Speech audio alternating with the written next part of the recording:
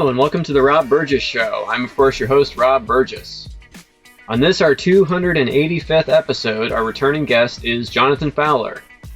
Jonathan is the all-time most frequent guest of the Rob Burgess Show.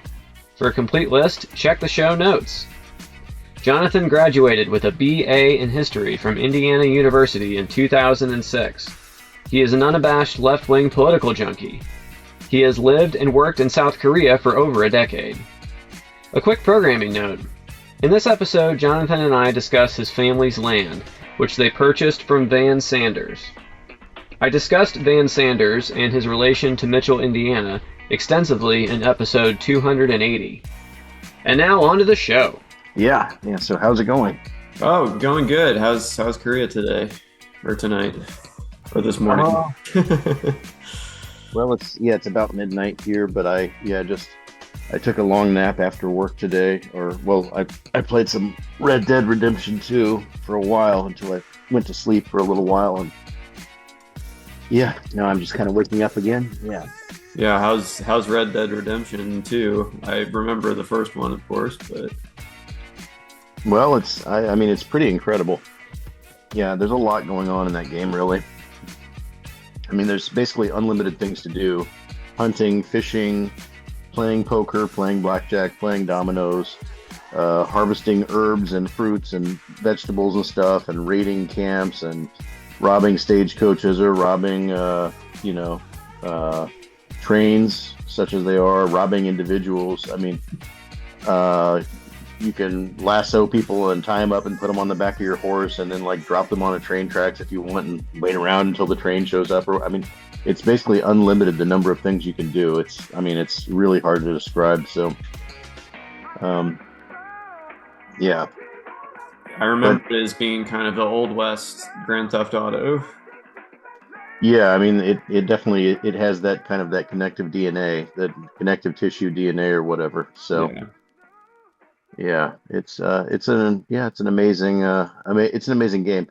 One thing I don't like about the Red Dead Redemption 2, though, is that you start out basically within the first. I mean, I don't want to give you too many spoilers, but this game has been out for 8 years now, Bob. So No, it's fine. You can spoil it. well, within the first several hours of playing, you do a debt collection for one of your other gang members against somebody who had taken out a loan or something for you, and you kind of have to get in this person's face or something a little bit, right? It's required. And they cough on you, okay? And you don't realize it necessarily at that moment, but you find out hours later that your character has contracted tuberculosis from that interaction. No. And from that point on, you're as you progress through the story, your health decreases and your skills decrease because you're coughing all the time and everything, and you're going downhill. And ultimately, you are going to die. Your character is doomed, basically. Which is because this game is a prequel to Red Dead Redemption, the original one, which, there was a Red Dead Revolver, I believe, was the, back in 2003 or 2004, it was on the original Xbox. So that was kind of the original Rockstar Western game. Yeah. But again, that one was kind of very kind of a prototype. And I think it was maybe I think it might've been a first person shooter. I played it. I don't remember much about it, but of course I do remember, Red Dead Redemption 1, and Red Dead Redemption 2 serves as a prequel to Red Dead Redemption 1, actually. So, yeah, it's an incredible game. Beautiful, just absolutely beautiful, vistas, and it's a version of America where you've got everything from from the Rocky Mountains down in Arizona, the East Coast, Louisiana, the South, the post-war South or whatever. It's got all of these different regions of America represented on this map, and the map is obviously very reduced from what America looks like. It's much smaller, obviously, but still, if you were to ride from one side of the map to the other, it's going to take you literally 20 minutes or something. It's not an easy. You're going to be tapping the A button for 20 minutes basically to get from one side to the other. So it's a huge map, but there are different regions and different ecosystems and everything that are very typical, different kinds of people in each region. It's an amazing game. That's awesome. Yeah, I'm looking now, and I definitely had Red Dead Revolver, I think for Yeah, PS2. yeah. Again, I'm frankly, it wasn't very memorable. I'm sorry to say, but you know, I think a lot of the good thing about Rockstar was a lot of the stuff that they laid down, just a very basic formula at the beginning, they later were able to turn into an incredible, like kind of genre defining, like if you ever played uh Grand Theft Auto 1 or 2 for like the PlayStation or PlayStation 2 maybe, or the Mhm. Dreamcast or something, Yeah. just very, very basic. I mean, this is kind of like Hotline Miami level graphics, basically.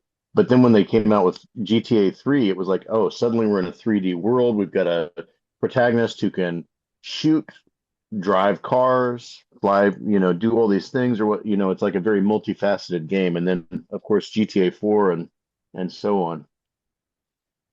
So that's definitely something Rockstar is very good at doing. Yeah. Are you playing this on the PC? Yeah. I abandoned Xbox last generation because I got tired of having to buy a new system and and of course they re-release all the games every 5 to 7 years when they release a new system. So I think GTA 5 may have been the most sold game in history or something, but Hmm. that's mostly because they originally released the damn thing back in like 2012 or 2013 on the original like Xbox 360 generation, and then then they re-released it. They didn't allow you to do backwards capacity compatibility with it from what I can remember. So they were Oh, re-releasing it on the Xbox One, and then they were re-releasing it again on the Xbox Series X or whatever I don't even remember what the latest Xbox was. But again, so they re-released the same game across multiple, like three different generations of platforms. hmm. And so I was just like, okay, no mas, right? So Yeah, I hate that stuff. Do you know yeah, they so could I've got a easily be game. backwards compatible if they wanted to be? They're just doing it for the pure profit motive. It's ridiculous. Yeah, well, there's some videos on YouTube. I might have to send you one. There was a video the other day describing the year that Xbox began their death, basically their death spiral, Mm. which basically was, I believe, 2013 when they had their announcement at the games some games media event, and they tried to announce the features of what was going to be the Xbox One, which we all started calling the X Bone. Um, but it was they wanted to have always online, right? You had Yeah, to always, even to play single player, you're going to have to always be online, ridiculous. and there was no game sharing, there was no more physical media, right? Or even if you bought the physical media, it still had to be tethered to your system. So you couldn't share your game with a friend, you couldn't resell your game if you didn't like it to somebody else. That game, even if you bought the physical copy, not the digital copy, was going to be linked to your account on your system only. So and they were trying to move away from physical media too. So there was a huge backlash, and it basically ruined any goodwill for Xbox that entire generation. So That sucks. that was kind of the beginning of the end. Yeah, that's unbelievable that they would do that to their users. Yeah, I mean, it's very anti-consumer. It's like, hey, we're going to take away things that have been features and benefits for you, but we think it's better for our company and our profits if we, and they also said no backwards compatibility as well. They didn't want you to be able to play Xbox 360 games on the Xbox One. I What? think they later partially they later partially reversed that or something, but I think there were some games maybe you still couldn't, but again, so yeah, so I was outraged at that time in 2013 as well as most people, and fortunately they were forced to do it about face and kind of go back on that. But again, the Xbox One system was not. Yeah, I mean the original Xbox One, the Xbox 360 were incredible. Although the Xbox 360 had the red ring of death problems where the system would crash at various times, sometimes permanently. But as far as games and experiences and dominating the generation, I think those two were outstanding. So, but everything after that has been terrible, I thought. So, Yeah. But you said this one's less of a first person shooter. Because I remember Red Dead Revolver being kind of like just a first person shooter here. Well, you can play this game, Red Dead Redemption 2, you can play in first person mode, although it's not really optimized for that. It's designed as a third person, you know, kind of the GTA on a horse, if you will. So, but I mean, the graphics are just absolutely beautiful. It's stunning. Like you go up on top of a mountain and you can see how far you can see and everything, and the way the world looks and everything. It's an incredible game. Yeah. Awesome. Anyways, yeah. So that's what I've been playing these days. Yeah. Yeah.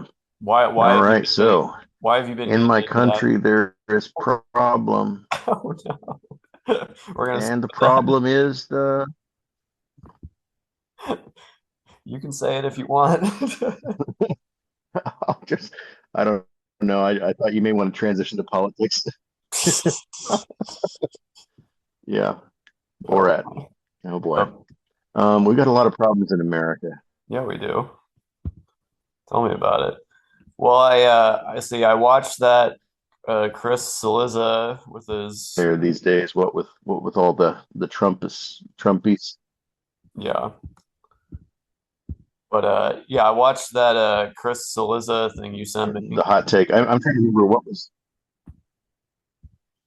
It was Hmm. his Yeah. reaction So to the text thread Young Republicans Politico story what that did you think? I never think he has a good take on anything, frankly, from what I've seen. But I just remember him from being on I CNN think. I, and having the wrong take on every every issue, it seemed like. But Yeah, I watch his stuff sometimes. He does these little 8-minute hits on YouTube or something. He's trying to be independent media now for some reason, which I mean, he's obviously a smart guy, right? Sort of, but he's like married. He's really beholden to these mainstream takes. And so at the end of the day, that's always what he's going to be. I feel pretty much the same way for like what's his name? Don Lemon yeah, is another one. Like I like the guy. I think I liked the guy back at CNN, and I remember like around New Year's, like over a decade ago or something. Like he and who's the other guy? White hair. You know what I'm talking about? yes. I don't know his name, but Um, I know who you're talking about. yeah, CNN guy, Oh, gay, Anderson Cooper. Anderson Cooper. Like I think he and Anderson Cooper were drinking tequila or something on New Year's Yes. Eve, and they were both totally sloshed. And on a complete whim, Don Lemon got his ear pierced at some place in New York City or something on camera or something. And it was wild. And like, one of my older coworkers at that time was like, "Oh, I don't really like that Don Lemon guy. He's crazy. He's irresponsible." No, that's not. It's like it's kind of cool. We watched this guy. He's a media personality, but we watched him kind of go buck wild on New Year's Eve with his friend in New York City. It's kind of a vibe and everything. But as I've watched him, go into the independent media, and I mean, he got fired from what I can remember, right? He did get when they shit canned him when the Trump friendly person took over CNN, which we're seeing a media cat. I think there's good things and bad things about the media capture in America, but one of the good things is there's a lot less reliance by people on a CNN or an MSNBC. For better or worse, as people have pointed out, millions more people are going to watch a Joe Rogan episode rather than what Anderson Cooper thinks on CNN in a given day. Yeah, well, CBS News and the Washington Post have fallen as well. So Yeah, yeah. I mean, CBS is surprising. PBS and NPR are getting their fundings cut, I guess, or whatever. So yeah, but at least they're it's not getting taken over by fascist billionaires. So, yeah. I think this is inherently the danger of me running my own show or something, having my own podcast. Is there does need to be I think there does need to be an interlocutor between myself and well, the I'd say for normies. about every 2 hours of recording that we do, I'd say we have a good 90 minutes of usable material, and then there's another half hour that's just too hot for too hot to touch. Yeah, yeah. Nobody's listening to us but the NSA at that Right. point. Shout out to Agent Johnson. Thanks for listening. We appreciate Yeah, you. you're our biggest fan. Like and subscribe. Of course, on your alternate account. You don't want to do that on your main. But Yeah, yeah, yeah. There's well, I don't know. I think. Yeah, again, there's a lot to talk about with freedom of speech, I think, and when it comes to calls for violence, I think there's a huge double standard. I think like Republicans on and quote unquote trolls on Twitter or what have you do it all day, every day, nonstop. But like because you kind of got off Twitter after Elon took over, right? Well, okay, so I reduced my usage greatly after he took over, but I completely quit on Inauguration Day when he did his double Roman salute. That was the day I quit. So, Okay. Hmm. Yeah. Well, I kind of, I tried to stick it out there or something and I've been on there. I don't remember when you first got me on there. It was like 2018 or 29. I guess it was mhm. 2019 because I think it Yeah. was exactly 10 years after I had originally created an account back in 2009, but I couldn't. I remember that I was going to PC bongs, like PC cafes in Korea, and I do various things. I'd check Facebook, I'd do this and I do that. And I would check Twitter, but I just didn't understand Twitter. I didn't get it at all for some reason. Hmm. So I wish I had, I wish I had that decade of, muscle memory being a shit posting troll or whatever for the left. But I don't know, in our lives we all have regrets. And maybe it would have been harder to abandon it at the end anyways. So Yeah, it but was there was a lot of momentum to keep going, but it's a complete dumpster fire now. There's no good reason for me to be on there anymore. So yeah. Well, I mean, there are a lot of thirst traps, which is kind of fun sometimes. those are all on other social media platforms. Yeah, I guess less explicitly and less like in your face. Sure, It's yes. a great Twitter has become a great. I've always said Twitter has now become a great place to watch people and animals die horribly. There's all kinds of videos where like, ooh, what happens if I put this rabbit with this snake? Ooh, watch the video. Ooh, or this man got shot and the door cam captured it all. He shouldn't have been black and trying to rob that house.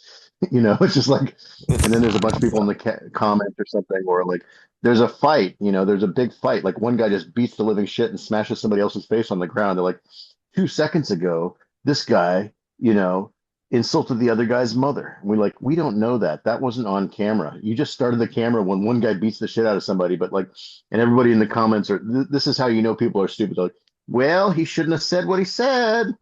They're like, everybody in the comments is like, he kind of deserved it. We don't know if he deserved it. The video is, it's, you can make somebody feel good about watching violence if you tell them the reason without any evidence. And they're just like, Mhm. oh, I like that reason. Yes, I support this violence.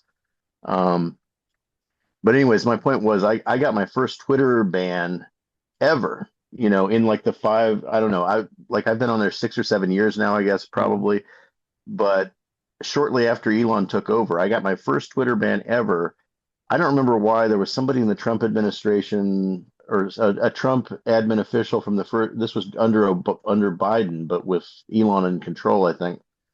And I suggested tarring and feathering. I said somebody should like I think it might have been Trump's former Secretary of Defense or somebody, I can't remember, but I said for some reason related to something that they had done or said, I suggested tarring and feathering them in a joking way, right? Mhm. And I got a ban for advocating violence. Mm. You know, this is fucking insanity. Like nobody in America or anywhere really, because it's an American practice. It's an American idiosyncratic uh kind of what's the word I'm looking for here? Basically, I'm looking for a synonym of old, but an antiquated or there's another word I'm looking for, outdated Mhm. physical punishment in public for public shaming, right?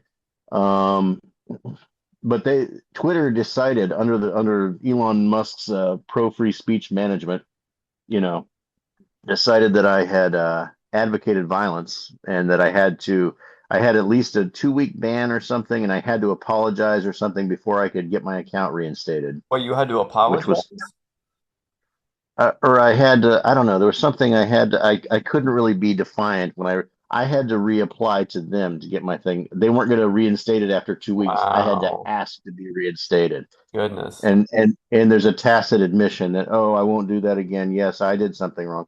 Fuck you all. Like seriously. Like tarring, nobody in America has been tarred and feathered in 150 years, basically. And the idea that we're going to tar and feather Donald Trump's former Secretary of Defense is absurd. It's obviously absurd. And yet we've got people saying, yeah, if you rob somebody, if you rob like a store, you should get shot. Or, if you're protesting and you're blocking my car, I'm going to drive the fuck over you, and everybody else should too. You're blocking traffic. Ha ha ha. We see posts like this nonstop. And this is much more realistic threats of violence because this shit actually happens, but nobody gets banned for it, right? Like, Yeah. so again, that was my big sign that okay, Elon is well, I knew he was a not about free speech actually, but that was the big reveal in my own like, okay, this is not a place where I'm free to just shit post whatever I want without consequence here. Yeah, right. Well, So I mean, I think that that should lead into what we were talking about with the young Republican text thread. I find it interesting the people that are trying to act like this is no big deal are the same folks that were like harassing people for their Charlie Kirk posts. You know what I mean? It's like it's yeah. Well, oh, and also, I mean, this goes back to that Chris Cillizza thing. He kept being like, mhm. these are kids. These are just Yeah, kids. I Some know. of them were I in their think 40s. Like when I don't think I well, would. to be fair, Bob, we aren't aging like older generations used to, right? So, Uh, but but no, I did think like when I was watching the Chris Cillizza thing, I was thinking because this guy's such a normie brain. If I were talking to him, I'd probably hit him with the woke stuff, and I'd be like, there's this thing in America, where sometimes like black children are seen as an adult, but white children or white yeah, adults are even infantilized a exactly. little bit. Don't you worry that you're kind of infantilizing these grown-ass men and women who are just posting nonstop shit, like absolute shit?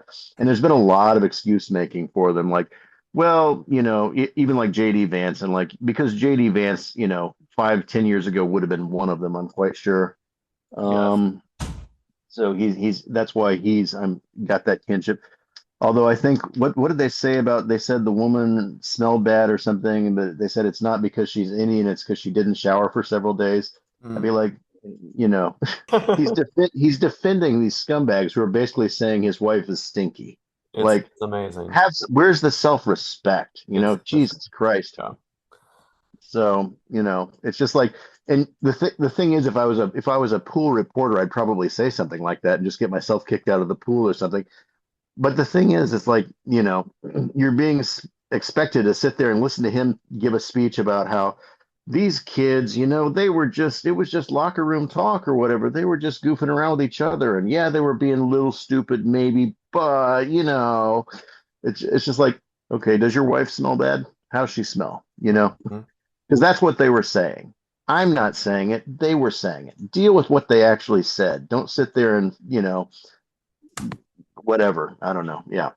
Yeah, it's maddening. There's total double standard. Although I did see that I think it was breaking news that I just saw that the New York State Young Republicans is now disbanded after this. So at Yeah. That's least there's see, some and this, consequences, I guess.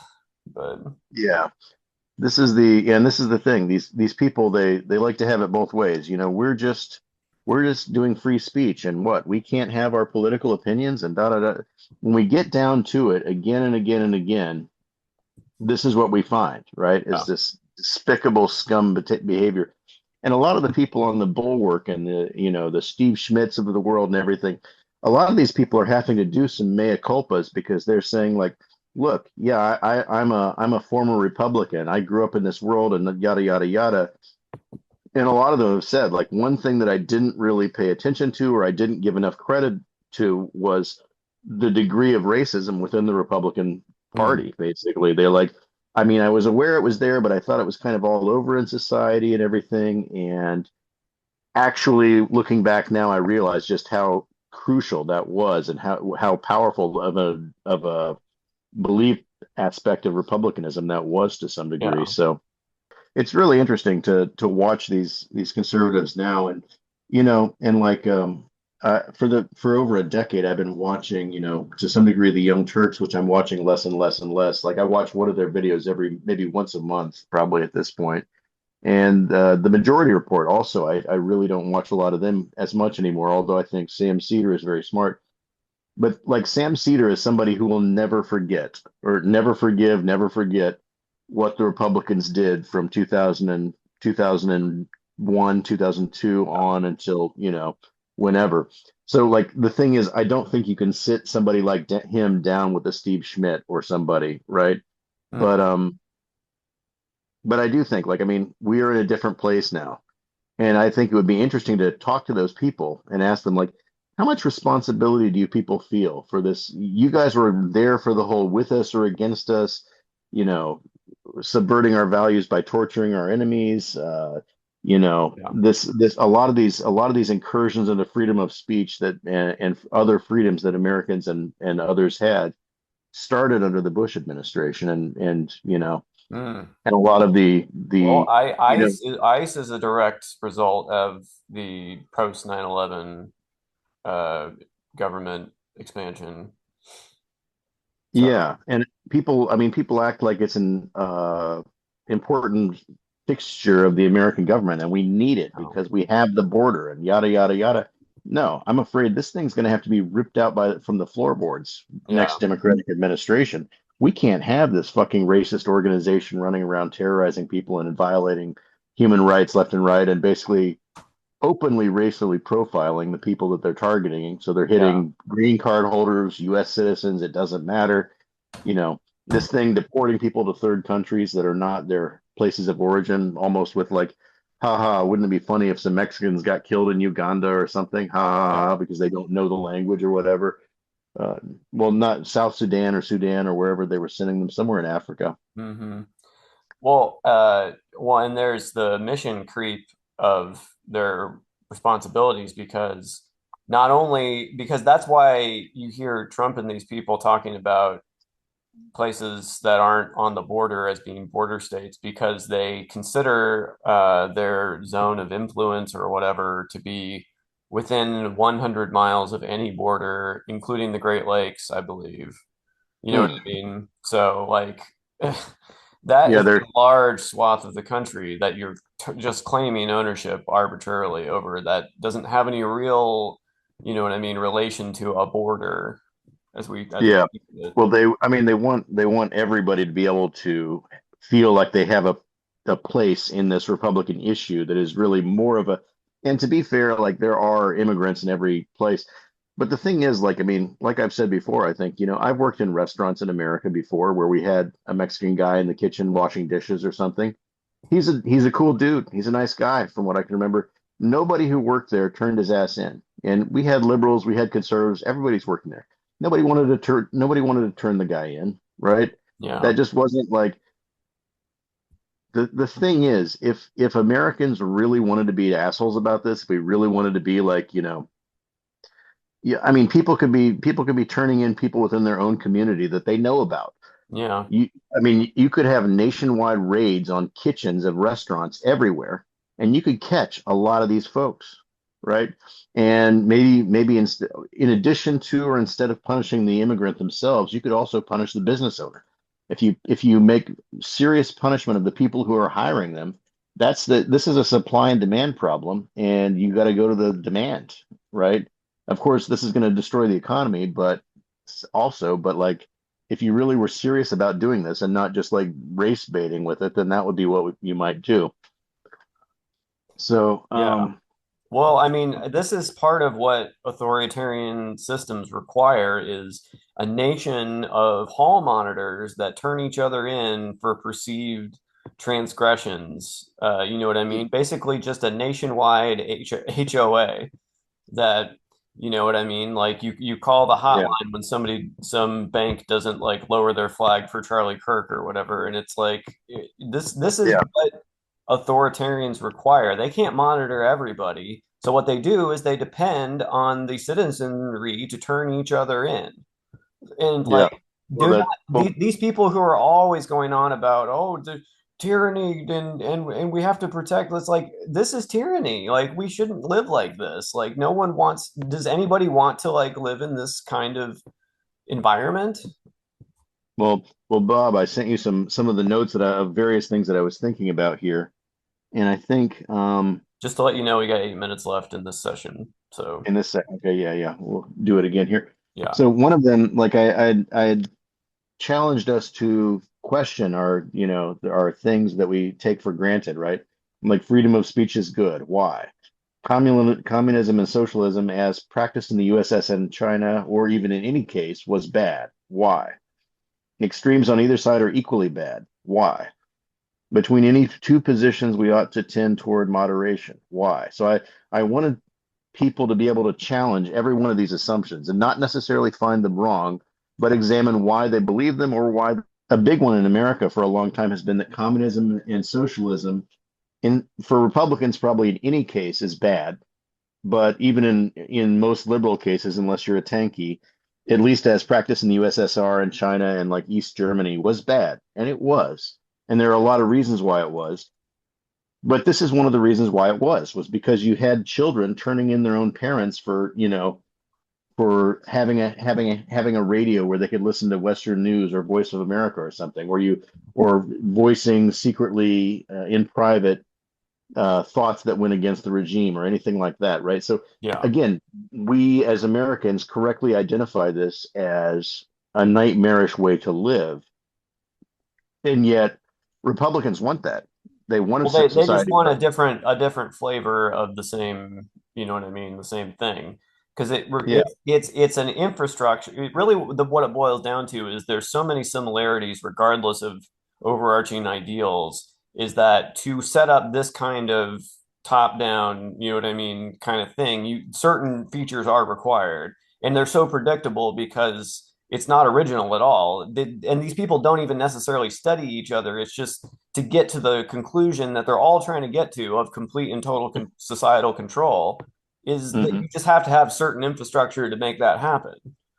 So it's yeah, like things are common among that's why you can that's why people when I read Animal Farm three separate times for different grades in school. I think the first time was in fifth grade, gifted and talented class. But anyway, um, oh wow, I feel like you could congratulations. take What's it like to be smart? it's not. I think they misidentified me because I got an A in history that year or something. But Well, history is important. That's again, I think that's why we have to know these things. which was in Mr. You know, Watterson's class, by the way.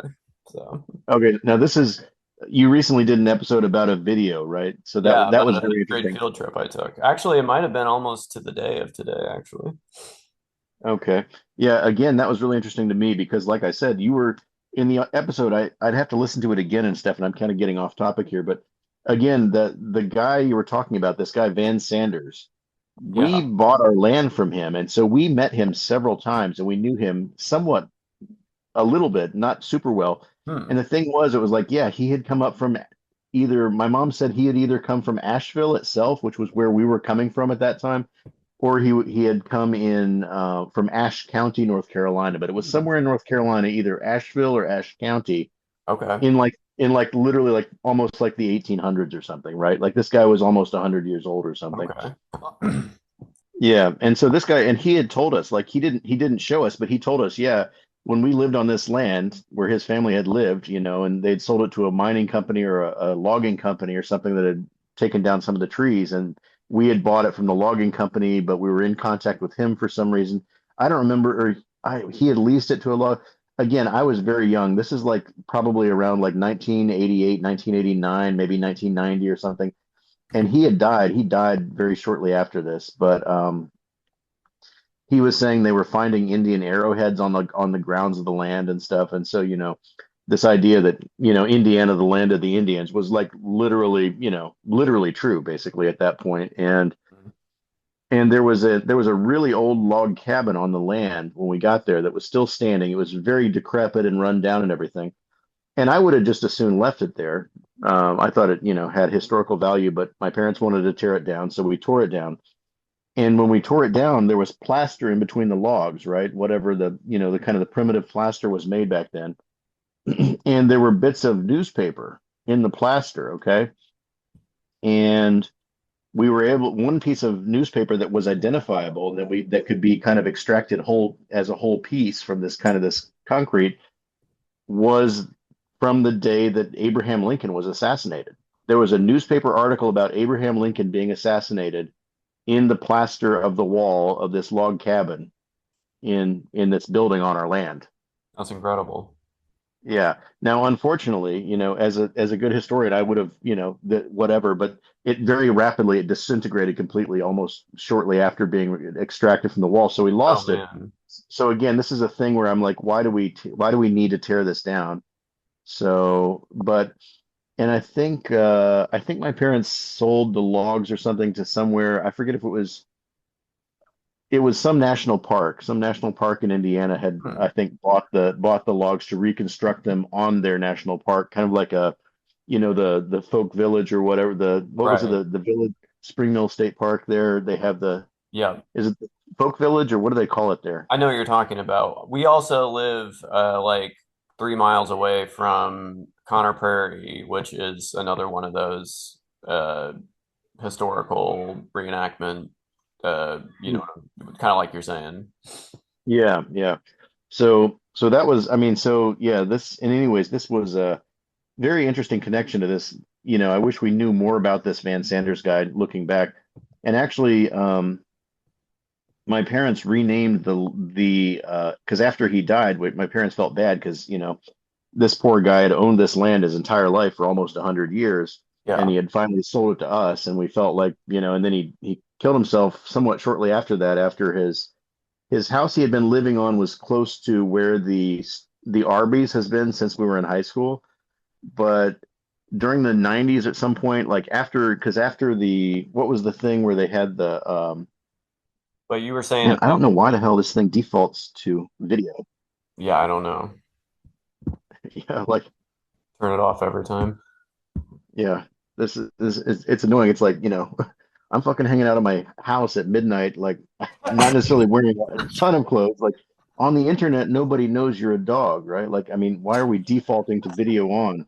This is how this is how like that guy on CNN gets caught doing bad things or something on the Are you Skype talking chat. about Jeffrey Toobin?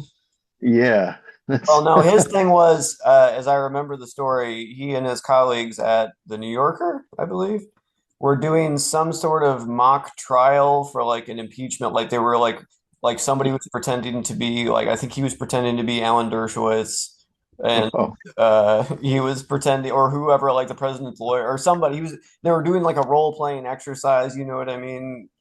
okay. Where Hard-hitting journalism. This yeah, is right, this is exactly. And so they this went is to break. You know what I mean? They were yeah. like, all right, let's take a 5 minute break. And then he thought his camera was off. But Just thought he'd get a pull. He'd pull out a quickie there, let off a little steam, as it were. yeah, So I don't want to Google that to figure out what that story was, but yes. yeah, I remember like just before that had happened, there had been a video made. Like I forget who made it or something, but somebody else had made like a funny skit where somebody was doing the same thing. Basically, like they thought they had left the group chat with their coworkers or something, and then Yeah. they were grabbing the tissues and everything, and people were like screaming at them. And at first we thought it was real, but then it turned out it was like a skit.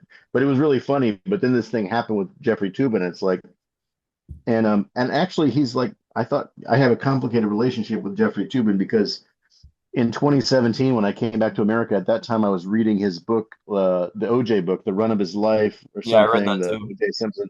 It was good. Like it was good So journalism, I good. thought. And he Yeah. had a pivotal So role kind of in that whole Mark Furman piece because didn't they present that to him first?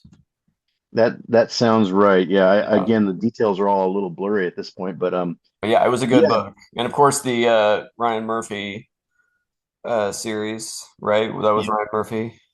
yeah. Right. I read the book after watching that series, which I thought was I'm curious. Ryan Murphy has just done another Monster Series 3, I think, about Yeah, the Ed I'm Gein a little boys. hesitant to watch that one. That looks a little bit I A lot of people are criticizing it. You yeah. know, It's I bet it's the same thing he always does. I just don't know if I can go there again because like the last two Mhm. were a lot. Like the Dahmer one and the Menendez ones were both they were good. I Yeah. enjoyed them I, overall, but it was oof. I got to admit, I got about Purient is 10. I think the word is purient interest is what Well, he takes. this is the American or perhaps the human condition is we love to wag our finger at this guy, but he produces content that is undeniably, It's gripping. profoundly interesting and fascinating and morbid and enjoyable. And yeah, sometimes the victims don't like it. Sometimes the victims' families don't like Only it. Sometimes because the it's the too accused, real. You know, perhaps, yeah. I have mean, you ever watched he there's a side by side video of the actual the courtroom person footage of breaking down the in court, yeah, yes, the woman exactly. And breaking they down in show court, it yeah, like next to the thing in the thing and it's frame for frame basically with down to yeah, like yeah. the outfits and everything. So I understand if you're that person, you don't necessarily want to have to relive that moment. I understand that, but I don't know. True crime is a thing. The public has a, to some degree, legitimate and to some degree prurient, perhaps, interest in it. And this guy, he does. I really enjoyed the first season of the American Horror Story, and his American crime stories have been good. I had some issues with the Lewinsky one, I think, yeah, I need and to so on watch and that so one. I forth. haven't I've seen of course OJ and what was the other ones? There was Versace.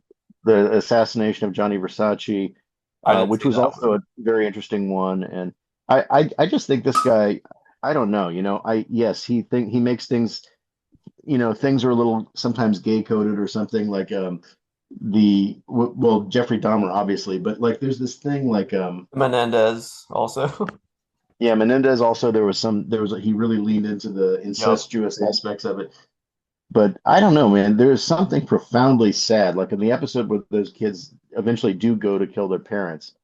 You've seen enough of the parents, and this family is tragic and irredeemable, it seems like. Yeah. And but at the same time, you know enough about the mother and father at this point that there is a real sadness to when these guys go and just slaughter them. And it's just like, I don't know, man. That Ryan Murphy, he's scandalous. He pisses us off. He pisses people off sometimes.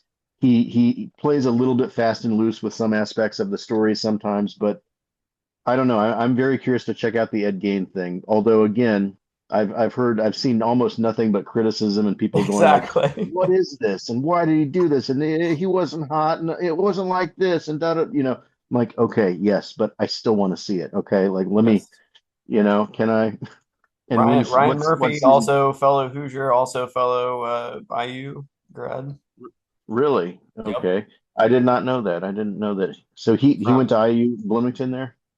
for college. Yeah, I believe he let's see, he attended Warren Central High School in Indianapolis, attended IU, majored in journalism. Mm. Hmm.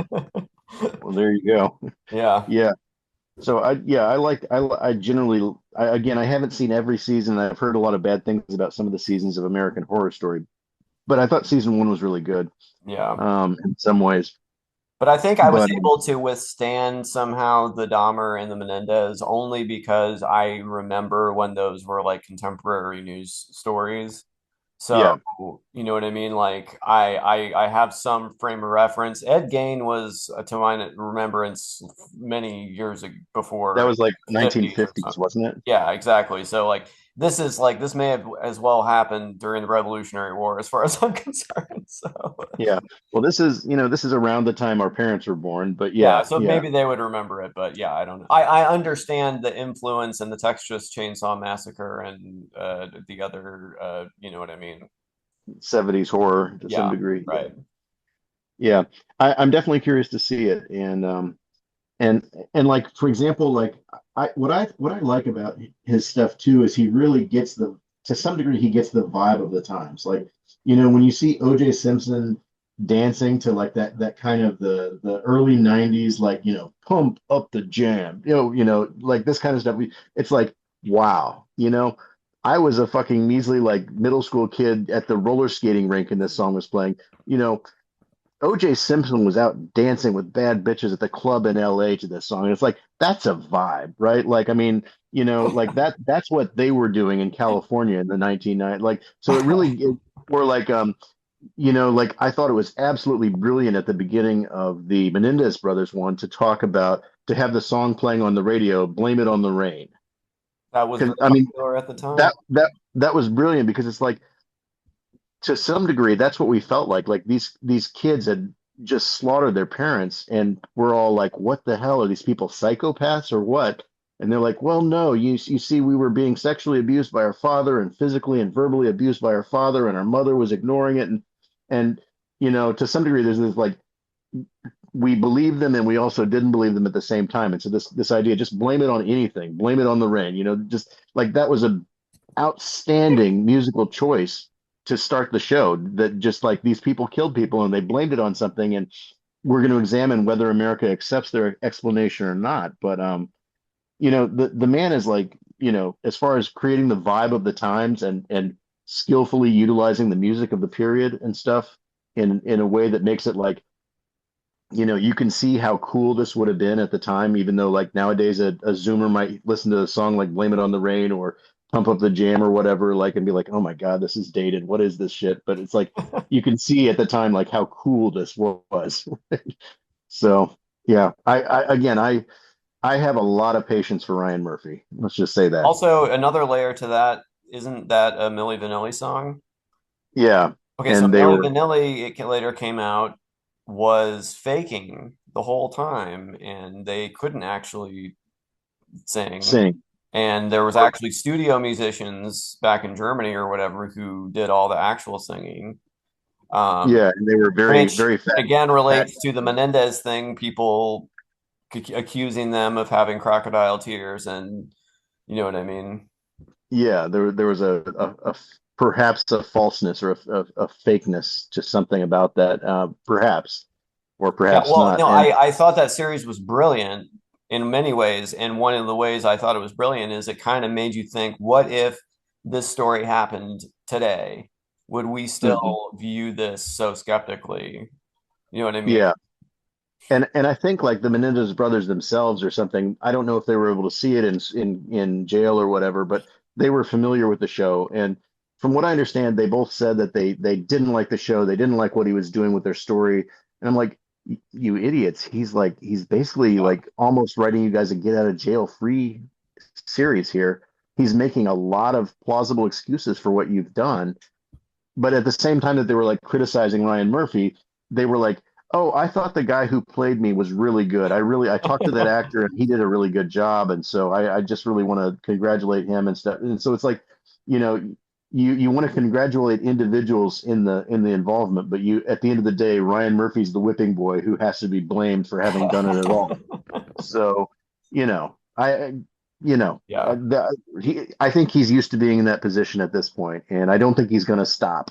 And I think they're going to keep giving him money to do these shows. So Yeah. I'm sad if he's satisfied, I'm satisfied. So Oh, I also just remembered another Ryan Murphy production, Nip Tuck. Did you ever see that?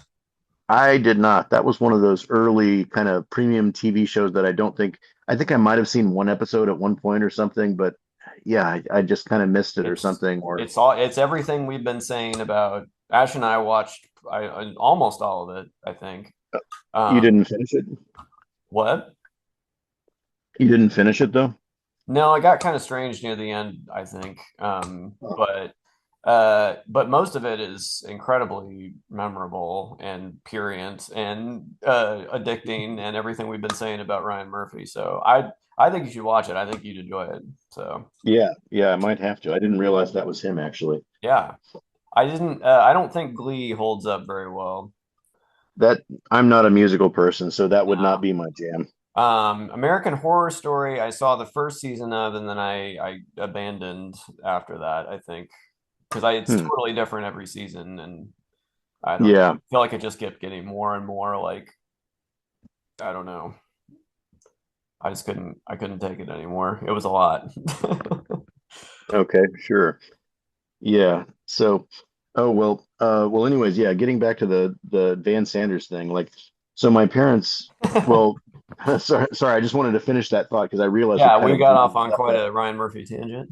But yeah, well, anyways, I think from what I can remember, that road that goes out to our property there in Mitchell, was like originally it was like a state road. It was just like State Road 672 or whatever the hell. I don't remember what it was called, but my parents like petitioned legally to change the name to Van Sanders Road in honor of him after he had died. So we got the name of the road changed there. So we live on that property, and I think there's one or two other properties before you get to our property that are on that same Van Sanders Road now. So that's named after him, in perpetuity.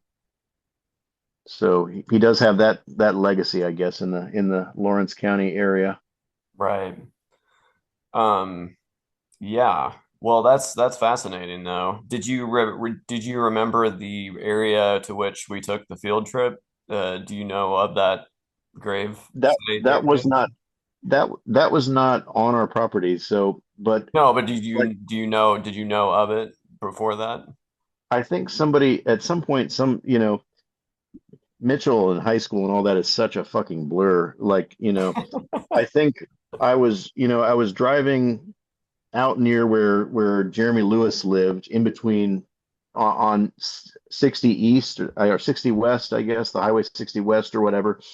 And I think somebody at some point had pointed out across the field on the right side there, and they had said at some point, like, oh, we went out there and there's a small graveyard that we had gone on a field trip to or something. And somebody said something about Desiree Burton's great grandfather or something. I don't know. Mhm. There was something, like somebody had pointed that out to me, that there was a graveyard over there sometime, but I didn't really know that it was so close to my property, our property, um, and that it was, connected to perhaps to the Van Sanders and everything of it all. So, but it does seem like it was somewhat close to our property, but not necessarily like right next to. Again, I'm a little fuzzy on exactly where it was, but it seemed like it was. I have a general idea of kind of where it was. So, Mhm. and yeah, and the Wattersons, like the Wattersons' father, my parents knew the Wattersons' father, I think, because their land is kind of. They have some land that's kind of catty corner to ours or something. It's touching ours. And I think Watterson also sold some of his land at some point to the Amish around there. So we've got a lot of Amish on different parts of nearby, adjoining or nearby several parts of our land there too. And Hmm. I think that was sold by the Wattersons at that time as well. Got you. That's So fascinating. Yeah. yeah. So again, like, I mean, yeah, I next time if I'm back in America, if we ever happen to be in Mitchell again at the same time, you'll have to show me exactly where that was, because I'm not Yeah. clear exactly where it was, and see that it's being maintained and stuff. But it was yeah, it's an interesting, and it's crazy. Like the uh the dad, I mean the your teacher there was the same age that we are now, basically, right? Oh, He I was know. That's 42. insane. And I'm like, who is this guy? This guy, he's a grown ass adult. He's got a wife. He owns property. He's got kids. He's gainfully employed at the local school district. He's an upstanding member of his community. What the fuck am I doing with my life? It's just Did you ever see there's this chart of the actors on Cheers, and they have like the their ages. ages underneath each of them, and it's like unbelievable. Yeah, yeah, they're all like younger than us Yeah, probably, and they're exactly. balding Like and Woody like washed Harrelson's like up and everything. 35 and Ted Danson is 38 and you know what I mean? Like Kelsey Yeah, Grammer is 40 or something. You know what I mean? Like yeah, I was watching Friends and Seinfeld back in the day, but Cheers was always a little bit before my time, and always a little bit unobtainably mature, right? Like the milieu of Cheers was a little bit too, they were all drinking all the time and everything, and they seemed a little bit too grown up. The humor seemed a little bit outside of my, area. But and the same thing we've mentioned before, like Tony and Carmela Soprano are yeah. noticeably younger than we are. I'm like, in my mind, I'm always, in my mind, I practice the art of positive visualization. Hmm. Was that I think Michael said that. Michael Christopher said Christopher that, Michael. and Adriana's response is really because you're pretty negative most of the time. Yeah. Well, my point. That's my point. In my mind, we're closer to the Christopher, Yes. And rather than yeah, exactly. I still identify with his character. He's a young guy on the come up, you know what I mean? Like he's trying to make his way in the world. He's not there yet. He has issues, he's obstacles, you know what I mean? yeah. So yeah, so mentally, like I've always been much more like identified with him than with Tony Soprano, because Tony Soprano and Carmela Soprano had this house and this family and this wealth and this, social responsibility their their milieu that I feel like our generation just doesn't have, right? Like even Hmm. as we surpass them in age, they still seem unobtainably mature in a way. It may be different from you. You've got kids, you've got a family and everything, Yeah, but but I like, don't have it. I don't have the Tony Soprano house. So like, yeah, the McMansion. Sometimes like on Reddit or whatever, you see these groups that are just bitching and shitting all over McMansions and oh, this is the death of culture and da da da. I'm like, it looks like a pretty fucking nice house to me. It's exactly. spacious. It's laid out in a way where, I'm sorry. Like, I mean, maybe I just grew up poor or something, but like a fucking McMansion looks like a fucking mansion to me. But these people are just shitting all over it and talking Yeah, about it like, and let me tell you, with six people, it fills up fast. So mm, I can imagine. Yeah. Yeah. So anyways, yeah, the Van Sanders thing, like I said, the the school bus factory or whatever, right? That was in oh, Mitchell back in Carpenter. the day. Yeah, yeah, yeah. So that used to be there kind of in the center beside the highway, right? Like there was a million school buses. I remember when I was a kid when we'd come and visit Indiana in the summers and stuff, and we'd visit this land that my parents were in the process of purchasing at that time. Like there were still like hundreds of school buses there that had been manufactured or whatever. But as they expanded that highway and they made it like a double highway or something, and then they had made that section with the Mazio's Pizza and the Gosh, Arby's or whatever. my first ever job was at Mazio's Pizza. Yeah, it's a sad story that that place disappeared because, like, I don't know, a lot of things have come and gone there, but that was the most memorable, I think. And like younger generations will never know the mad scramble of the 45-minute lunch period at Mitchell High School, running over to Mazio's where they had the all-you-can-eat buffet for $5 or whatever the fuck, and just slamming down as much fucking pizza as you could before you ran and hopped in the car and ran back to damn near caused 50 accidents on the way back to school. Right. So, but yeah, yeah. So that was there, and but the thing was, the at that point, Van Sanders was living over there. He had a house off the highway there. And it seems like when they had gone to do that huge expansion and everything, they were basically pushing him off his land. And he had recently sold this property to us that he'd owned his entire life, that he'd been leasing to the logging company or something. And now he's being in a rapid succession being pushed off this new land that he had too. And I think at that point he committed suicide with a gun, I believe, is what I understand. And again, it's so crazy to think about this because like I'm like, was that 1989? Was that 1991? I'm trying to remember exactly when that happened. Probably you could find it online when he died exactly, but yeah, it's just something from my childhood that I sort of remember. So, Right. but yeah, that kind of wraps up the Mitchell situation, I guess. Yeah. But But yeah, it would be interesting to learn more about the history of that area and how it ties into our land and how it connects to the other areas. And you talked about the African Americans and Native Americans were living in a certain area of that region or something, and they may have been, to some degree integrated or not integrated with the other churches of the area and stuff. So yeah, I mean, yeah, Indiana was like almost on I mean, it borders Kentucky, so it's almost a border state. And so I think if you want to live your life outside of that, you want to move into areas where, and Southern Indiana wasn't exactly completely free. There were many sundown towns, of course, um, but it was slightly better, I bet, than Kentucky or anywhere south of that. yeah, yeah. It's an interesting thing. Oh, and one thing with the Red Dead Redemption 2 also, the horses are absolutely beautiful. And there are like 12 or 15 breeds of horses. And these are all real breeds. You've got thoroughbreds, American standard breds, Nakotas, American paints, Kentucky foxtrotters or Kentucky trotters or Kentucky, I forget what they're called exactly, and Tennessee walkers, and there's all these different like uh, Andalusians and Ardennes and stuff. There's all these different actual real horse breeds that have a different body type, different personalities, different speeds, and different strengths, and different levels of fear around gunfire or predatory animals and stuff. And the horses in the game are incredible. So, but also when you start doing some research, you realize, okay, so these horses were bred in Kentucky in the 1850s or whatever, and they were like a combination of the thoroughbred and Arabian bloodlines or something. Or yeah, you can really get deep into the history of like what kind of horses were being bred in which areas of America at that time. It's incredible. So yeah, so you get more and more flavor about, the 1800s in Kentucky or Tennessee or whatever. Right. Yeah, so but yeah, so there's a lot there to say about that, I guess. But anyways, I don't know. Yeah, what's next, I suppose. Gosh, Oh, there's so much to get through. by the way, Bob, did you ever watch the movie The Lives of Others? It's a German movie. No. Mm-mm.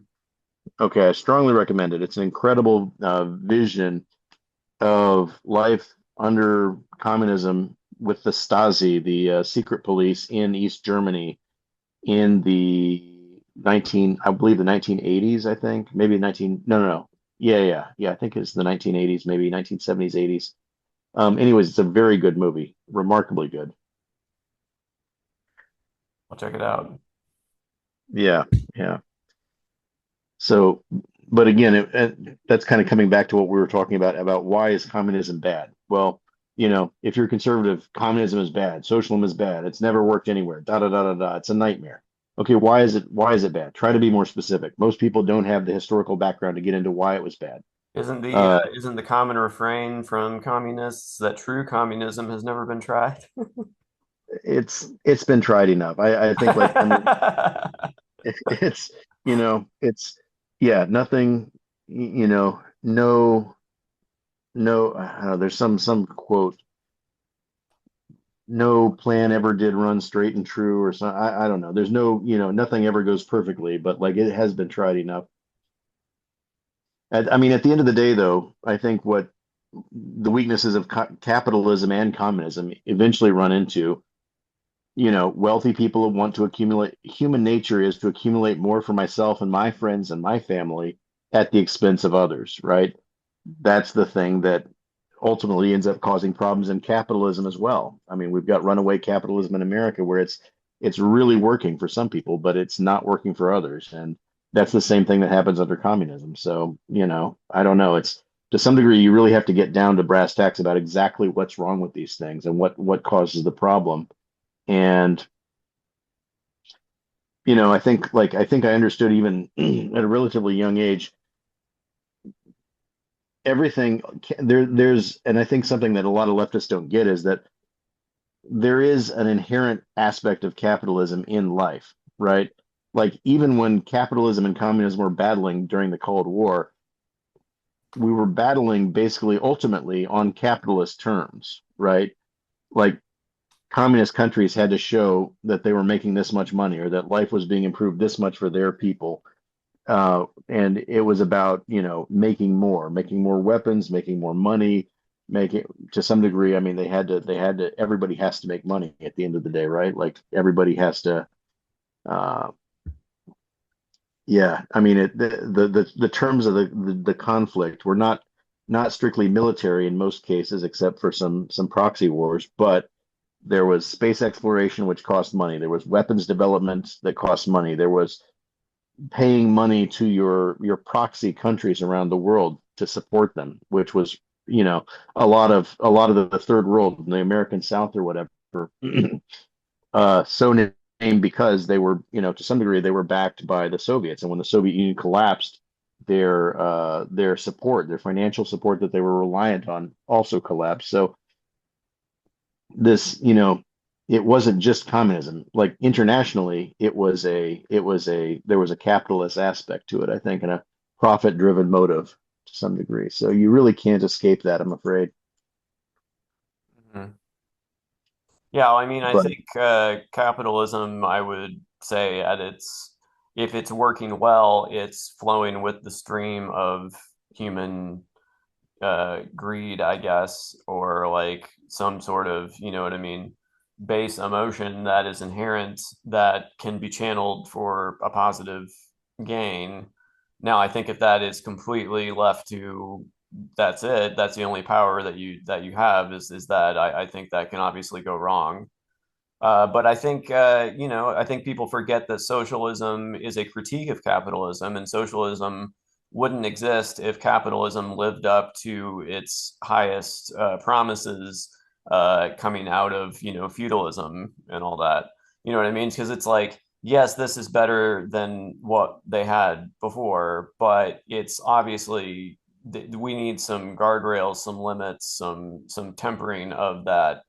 You know what I mean? That there has to be a mix. And I think that whatever people call socialist changes, and I think if you introduced things that people take for granted now today, it would be seen as socialist, yeah, like yeah, libraries or hmm the mail. You know what I mean? yeah, Like anything yeah. that could These things be they commoditized never. and isn't being and is being given away as a free service, you know? Yeah, the Postal Service and the National Libraries would never get through Congress at this point. Of course not. Yeah. So, yeah, yeah, that's what was I thinking of with that? There was, yeah. Well, I mean, and like Karl Marx, like I don't think people, oh, Karl Marx, oh man, he caused so many problems in the world with his ideas and yada yada yada. Like people don't really know much about the guy, and I could know more, but like he was invested in the stock market of his time.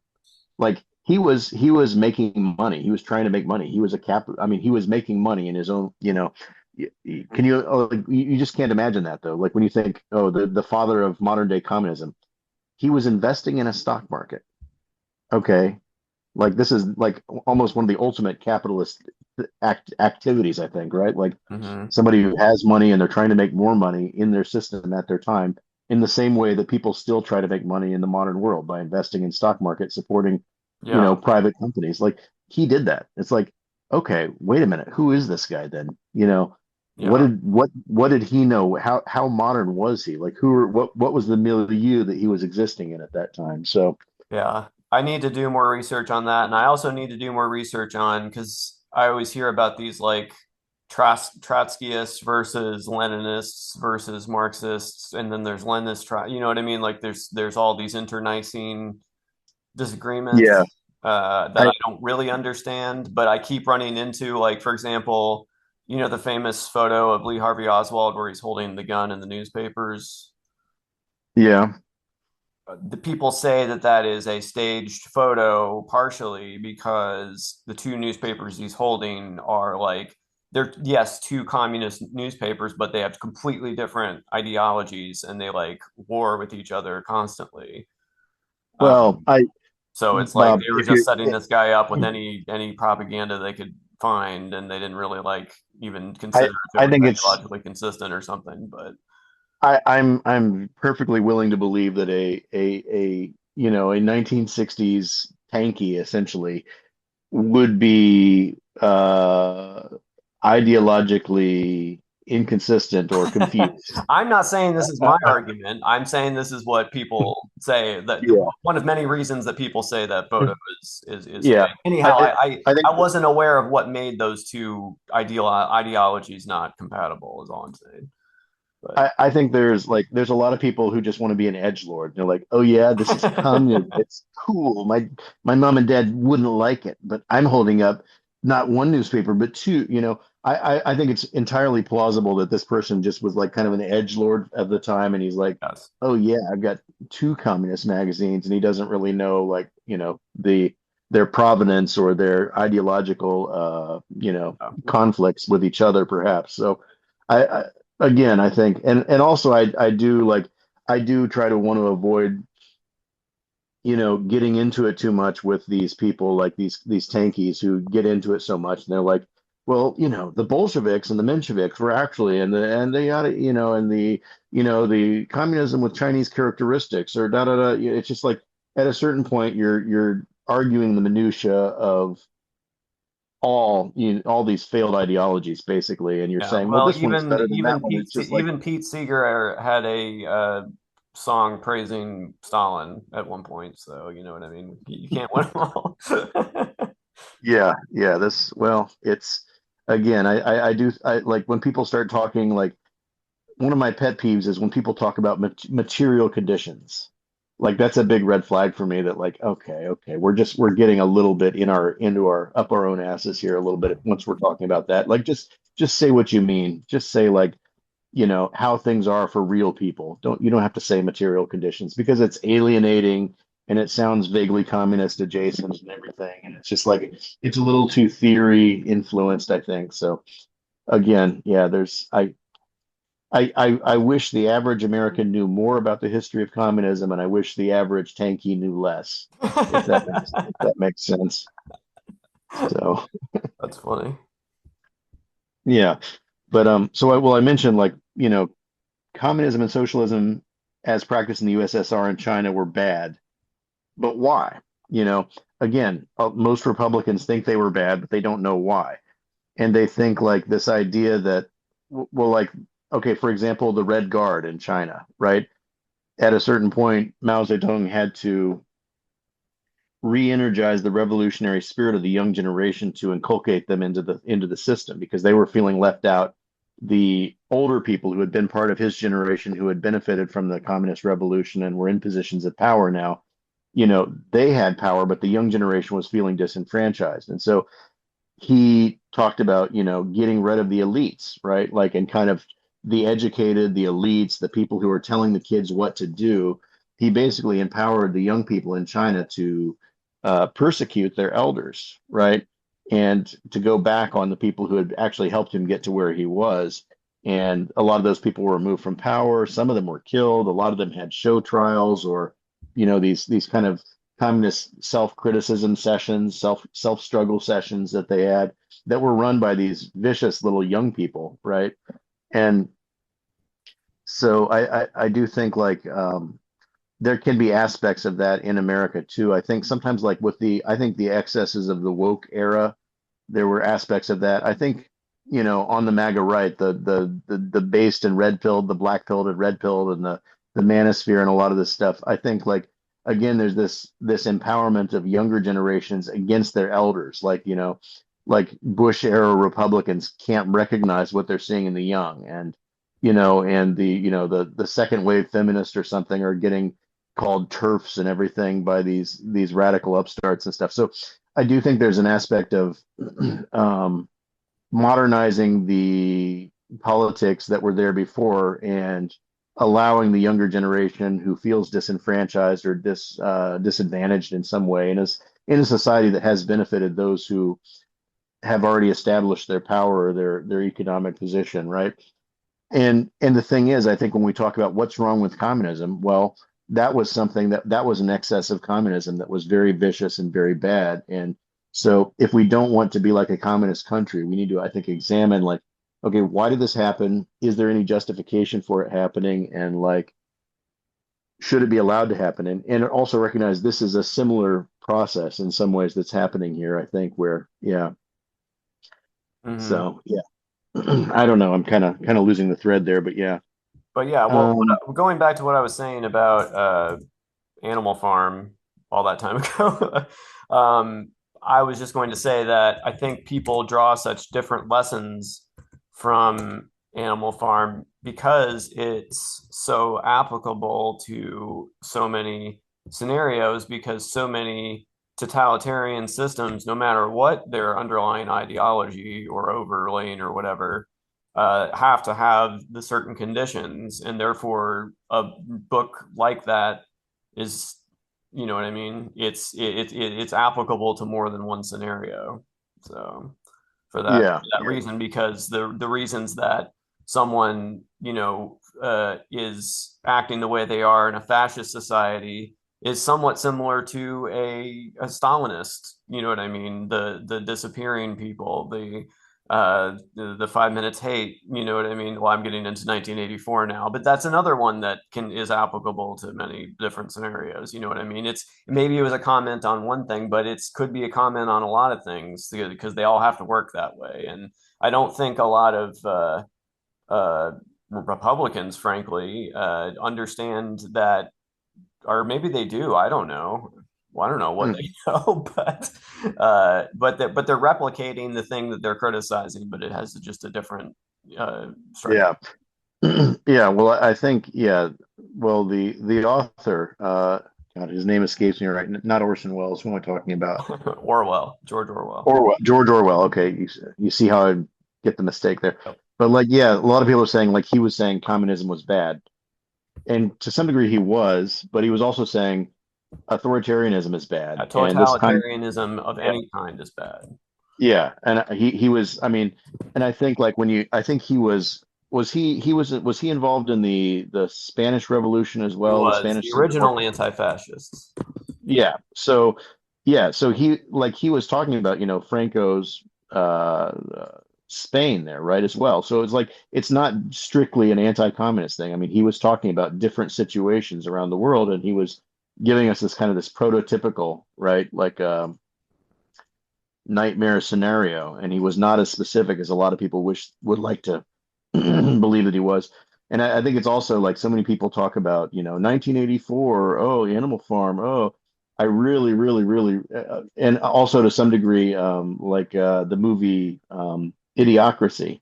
I feel like these are kind of these cultural touchstones that people grab onto, but they never read them or they never watched them, right? Like they have Yeah. no idea what they're actually talking about. Like Idiocracy, I watched it relatively later than other people. I don't think I watched it back in the day. It's not a great movie. There's a lot of problems with that movie. Like I Very think there's, prescient on a lot of issues, which I think is why it's remembered fondly. well, I mean it's an interesting concept, and the opening thing where they have the two families, the Mhm. educated, wealthy, low sperm count or whatever couple, and then you have the Cletus out there like reproducing with his cousin 50 gazillion times or something. It's like that was funny and stuff, but like but I mean yeah, I think the idea that like Luke Wilson, is that who it was? I think is the main character, right? Yeah. Like he's this guy who's in the army, and he's considered completely utterly average, right, in our modern society or whatever. He's just an average guy or whatever, basically, right? But in the future, he goes to the future and he's a genius. But his female counterpart who gets sent along with him for some reason is a prostitute who gets sent without her knowledge or consent, seemingly.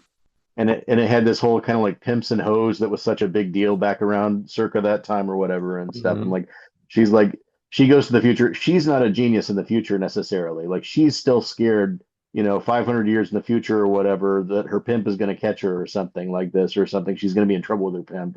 There was like there was a level of kind of like misogynistic, and I'm not the most woke person in the world, but there was a level of misogyny there where like this US Army guy is a fucking genius in the future, but this woman who was just a prostitute who got tricked into going along is like kind of an idiot too, and also she's a prostitute and stuff. And it's like, Mhm. there's an ugliness to that, I think, that is very much of the like circa 2003 to 2006 or something. And and again, I don't think a lot of people who reference this movie because all they know is the concept that, in the future the president's an idiot, yada yada yada. Like, okay, that's a great concept and everything, but I don't think they've really engaged with the material itself, I guess. Yeah. But you're right. It is one of those shorthand things that people reach for, like 1984 or whatever, that they don't really understand. But it's like a handy way of describing something. Yeah, yeah. I mean, and it may be useful in that respect, and I think there is, yeah, it works as shorthand, but yeah, I think a lot of people don't engage deeply with what it actually was. Yeah. So well, yeah. Anyways, yeah. I guess there's a lot of stuff I had made notes on. We got to about, I don't know, 1 out of 20 notes, I think. But yeah, Well, we can do this again soon. We don't have to make it that long between times either. yeah, So, yeah, yeah. Well, let's see. I've been frustrated with Hakeem Jeffries and Chuck Schumer, of course. And Yeah, I saw, did I send you the video of the Hakeem Jeffries, I think, went on the I've Had It podcast with those two ladies? I think you mean Cory Booker. Sorry. Yeah, sorry. Cory Booker. Okay, yeah. Whoops. But another guy also, he's in the same category for me. People that I don't, Democrats that I can't stand, basically. Yeah, I watched that before we started talking. So Yeah. What did you think of his, yeah, it's his, pretty I don't know.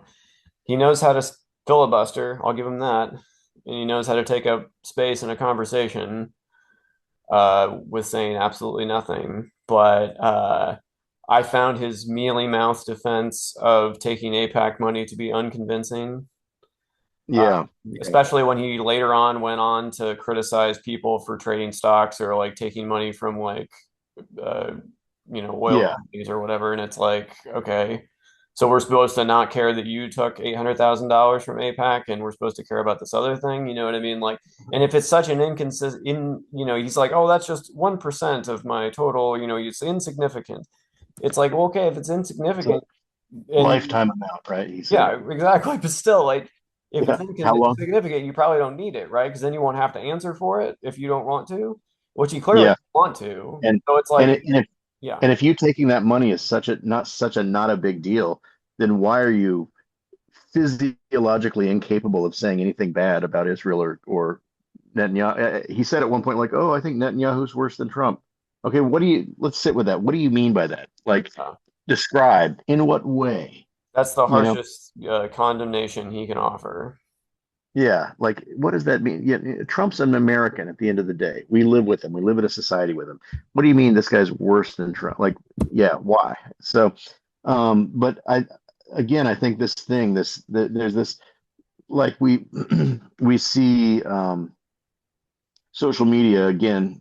TikTok is getting sent to who is it, Larry Elder or something, or who's buying TikTok now? I don't even remember. It's one of those people. Larry Ellison. Okay, yeah, yeah. So, again, this idea that, well, number one, the original idea was that TikTok was an existential threat because China was controlling it and they had access to the algorithm and they could control messaging to millions and millions of American teens, right? Hmm. And okay, I mean, I think there are arguments to be made that TikTok should not be able to operate in America under Chinese leadership that I would agree with, but I don't know about this argument. And also, if that argument is serious, it seems like Trump, by selling it off but allowing the Chinese to still maintain the algorithm themselves or something, it sounds like the national security concern has not been allayed. Just the Trump's people getting a payoff and benefiting from it has been allayed. That's the only thing that he's concerned about, of course. But to the degree that this has been a bipartisan effort, Joe Biden wanted to do it, and then a lot of Democrats were also saying, TikTok's out there showing all this Gazan propaganda, this Hamas propaganda of children getting killed. I'm like, well, okay, what do you mean it's propaganda? Like, are the children being killed or not? Well, yes, they're being killed, but okay, well then, okay, now we're having a different conversation. And can I see the same videos anywhere else, like on Twitter, even though Twitter is controlled by Elon Musk? Yes, I absolutely can. Like, I don't even use TikTok. I use Twitter, and I've seen atrocious shit happening in Gaza from Twitter. But again, all these fucking boomers in Congress and the Senate don't know that. So they're just like, oh, Hamas bad, propaganda bad, China bad, TikTok bad because of these reasons.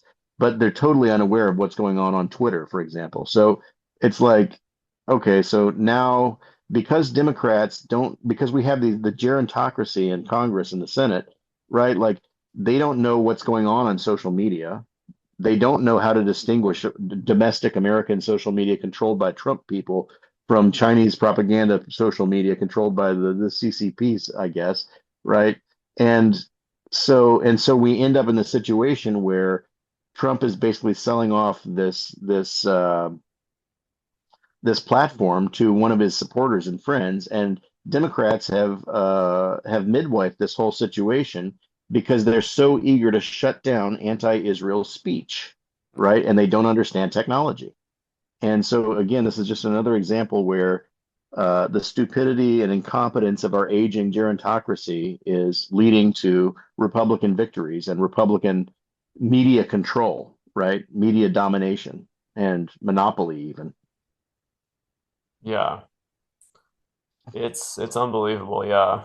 No, I was not heartened by his appearance. I hadn't seen that podcast before, but I feel like they did, hold his feet to the fire on that issue.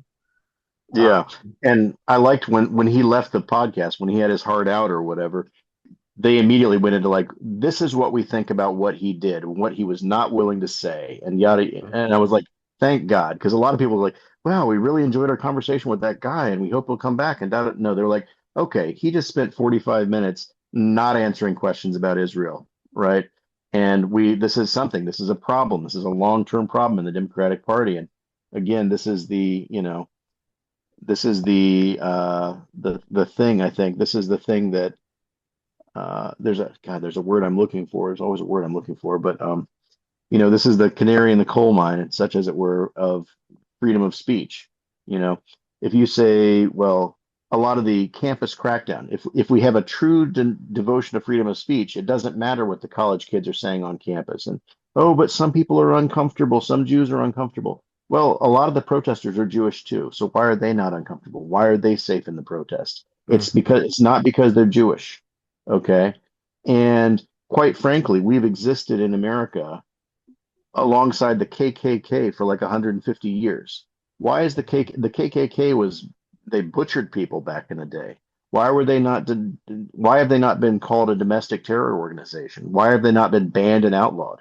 Well, they have their freedom of speech, and if they want to say the N-word, we don't like it, but maybe society will punish them, but not the government, just not the government. Okay, well, what if people want to say free Palestine, the river to the sea, all this shit on college campuses? Well, but words are violence, and they're advocating for genocide, and it's racist and it's anti-Semitic, and we can't allow anti-Semitism. mhm. We can't allow anti-Semitism. I don't like anti-Semitism, but we can't allow it.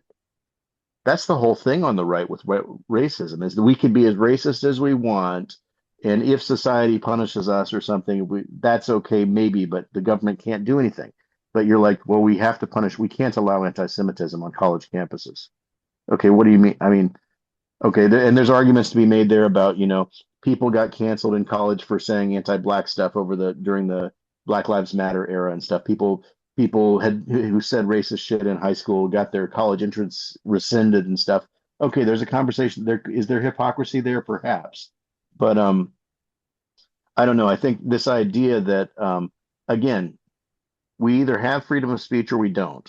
And we either believe in it or we don't. And it's either in all cases or it's not.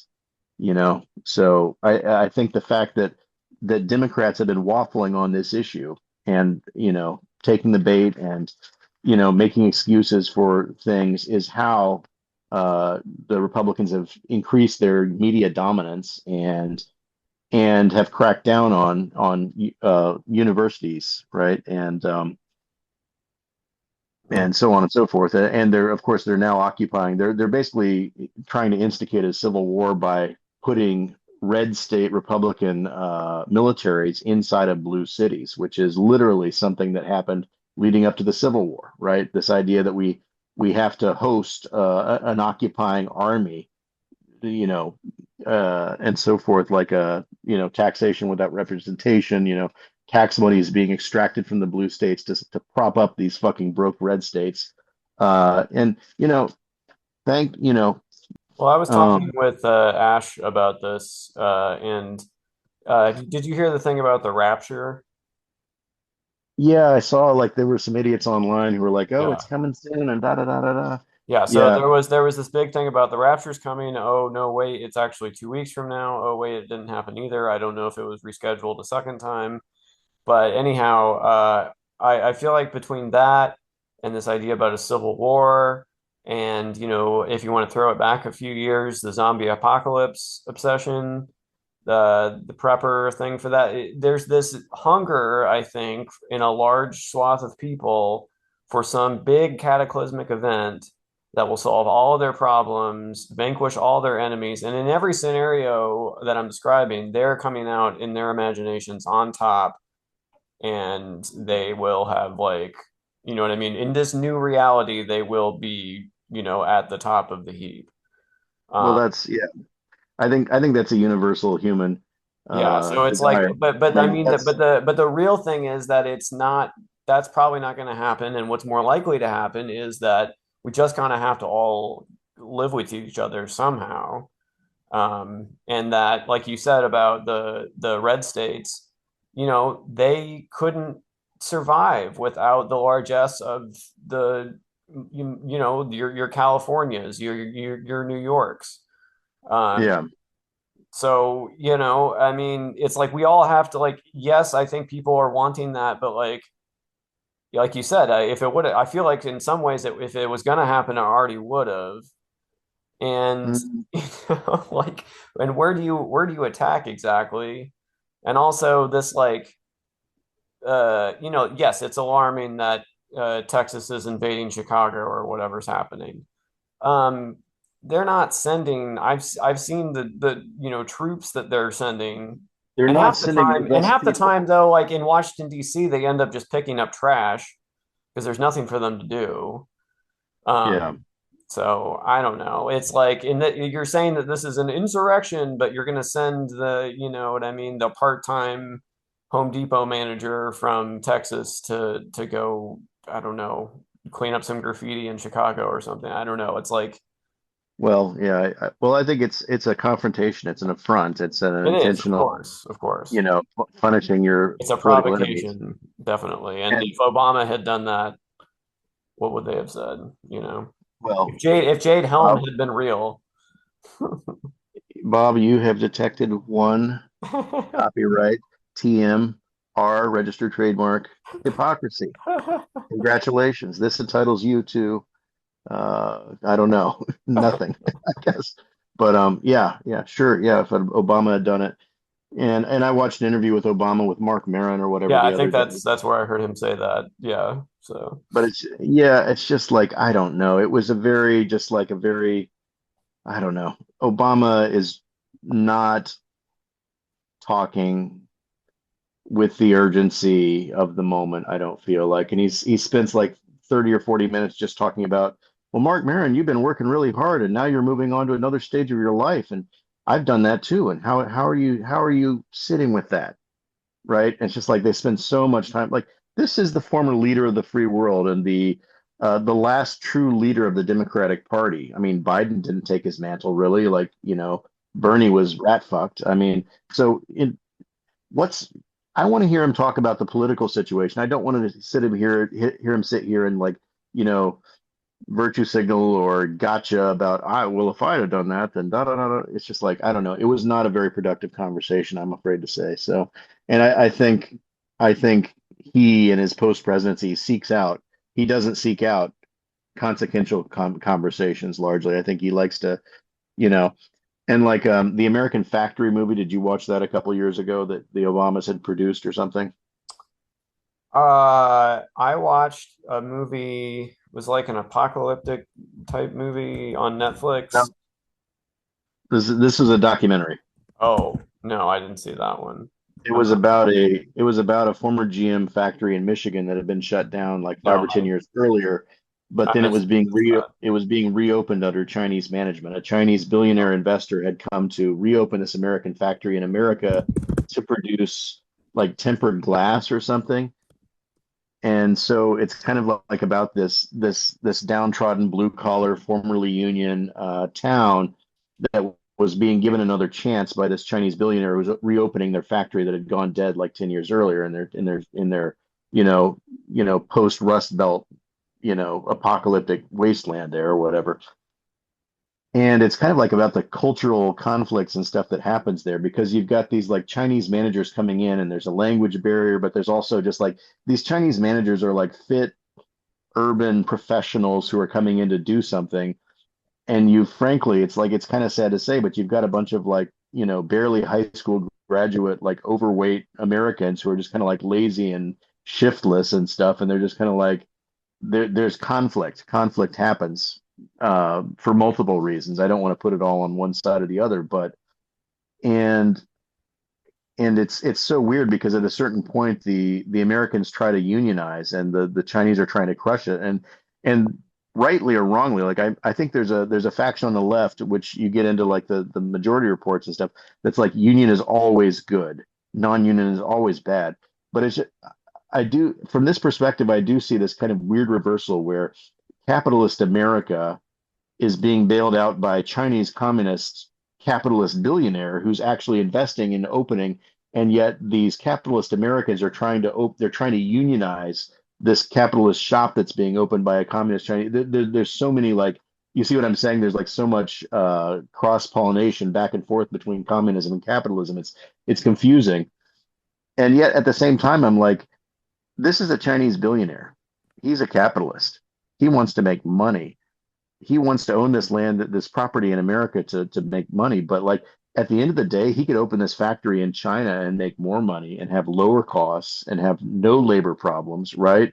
But he's doing it in America, and he's to some degree he's helping save this community. I mean, he's putting money into the community to do this thing that you guys have been begging for 10 years. And there is a level, I think, of ungratefulness to say, oh, you just reopened this factory, you invested billions of dollars or whatever in our community. Well, we want to unionize. We want you to pay us more. We want more power.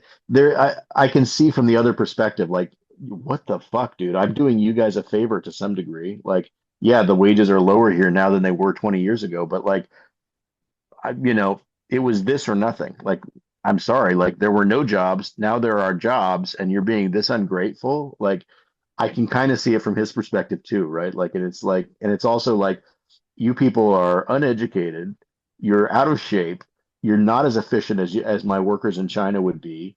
You don't know what's going on. We're having cultural miscommunications. Like, why am I even doing this? Like to some degree, right? Anyway, so The movie I was referring to was Leave the World Behind. okay, I've heard the name, but I'm unfamiliar with that movie. Okay, Okay, it's not a documentary, but it was worth watching anyway. Go on. okay. Well, my point was like I was trying to I wanted to see this movie again, so I was going to check it out again. But then I also thought, it's interesting that the Obamas produced this, and they produced several movies in their kind of their post-presidency thing and stuff.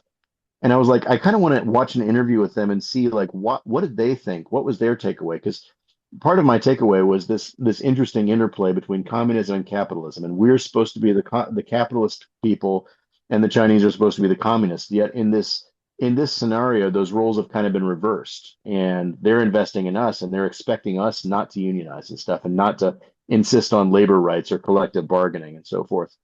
And and I wanted to see what Obama had to say about that. But so I searched Obama interview regarding this movie that they produced, and all I got was just schlock.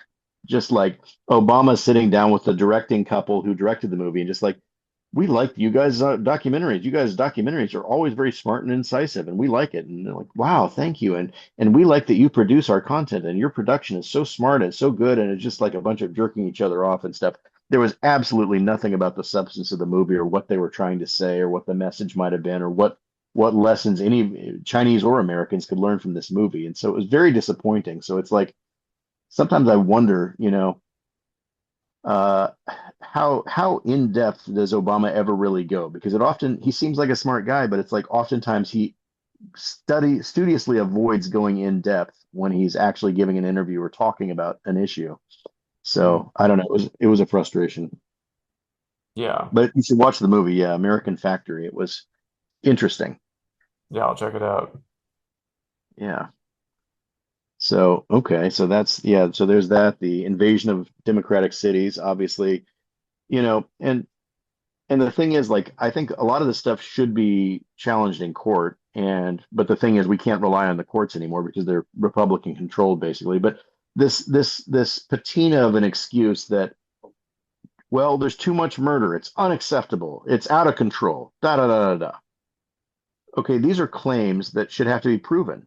Okay, there are cities in Republican states or towns in Republican states that have higher crime rates, higher violent crime rates, and yet the military is never going to be sent into those under Trump, and everybody knows it. Yeah, but I've heard So the Republican excuse for that I think it was JD Vance possibly that said this, that the reason that it shows crime going down in all these cities that they're like invading is that the police are so overwhelmed they're not even reporting the statistics. So we can't even Hmm. trust the numbers. Yeah. Okay.